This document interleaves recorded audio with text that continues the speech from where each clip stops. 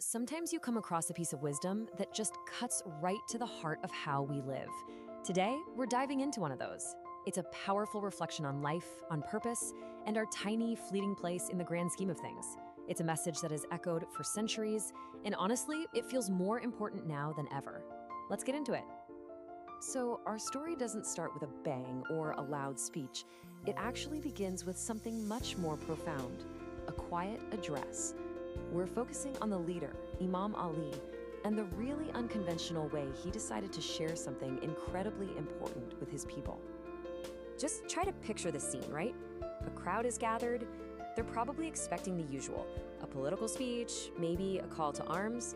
You can feel that sense of anticipation in the air. But what they get is something else entirely. There's no shouting, no grand, sweeping gestures. This is not some thundering warning from a stage. Instead, a calm voice just cuts through all that silence. He delivers a message so deep, it didn't need any volume at all to be heard. And it's right here that this whole reflection really kicks off. Okay, so what was this message that landed with such impact? Well, it all starts with this pretty stark metaphor for our existence, a way of looking at the world that really challenges how we think about, well, everything. On one side, you have our perception, the way we usually operate. We chase after the world, we build our lives, we make all our plans as if everything is permanent, as if we're in control. But the reality he described, it's completely different. He says the world is nothing more than a passing shadow. I mean, think about that. It's here for a moment, and then it's just gone. It leaves everyone behind, without any warning at all.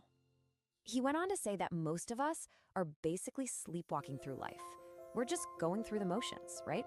We build our homes, we collect our things, we compete for a better job or more status, all while we've totally forgotten about the one companion that's always with us, death, just walking silently right beside us every single step of the way.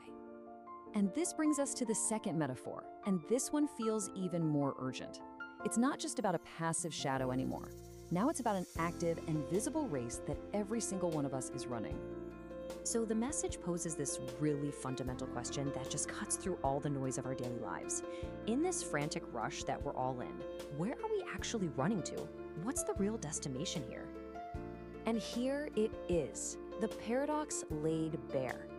You are running towards something that is running away from you, while death is running toward you. Wow, just let that sink in for a second.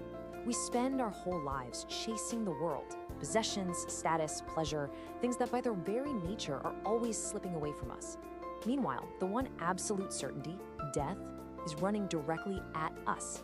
We're in a race we can't possibly win because we're focused on completely the wrong finish line. To really hammer this point home, he painted this incredibly vivid picture. Think about the graves. They're filled with people who were once just like us. People who ruled kingdoms, people whose laughter filled up rooms, people who were absolutely confident in their plans for tomorrow. And now, all of that is gone. Now, if you were in that crowd, just imagine the effect these words would have. This is really the turning point of the whole sermon, where the focus shifts from the message itself to the huge impact it's having on the people listening. And the response wasn't an argument, it wasn't a debate, it was just a deep, collective silence. You know, the kind of quiet that happens when a difficult truth finally hits home and just settles in your heart.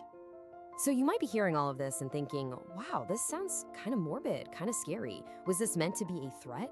Was he trying to scare people into submission? The answer is a simple but really powerful.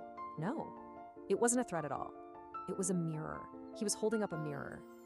And the whole point of this mirror is to shatter this illusion we all have, that our life is some possession that we own. This sermon reframes it completely. Our life, it's a loan. It's a trust that's been given to us for a short time. And just like any loan, it has a due date. Every single borrowed thing must eventually be returned.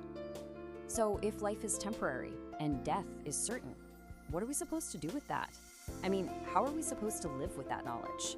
Well, that leads us straight to the final wisdom, the absolute core takeaway of this entire reflection. According to this wisdom, true intelligence, being truly smart, isn't measured by how much you can collect in this world, not by money or power or fame. The smartest person is the one who understands the real nature of this journey and uses their borrowed time to prepare for what comes next before that time runs out. And so that reflection ends by turning that mirror right back on us. It leaves every single one of us with one final, deeply personal question. In this race against time, with this borrowed life, what are you preparing for?